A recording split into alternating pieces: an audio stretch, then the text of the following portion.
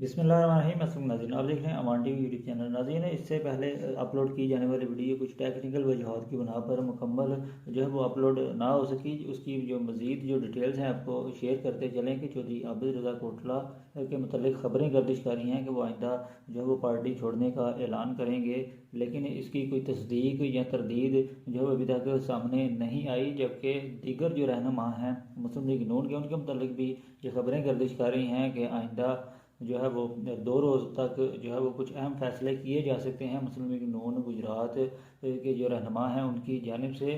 लेकिन अभी कुछ भी कहना जो कब्ज़ वक्त है।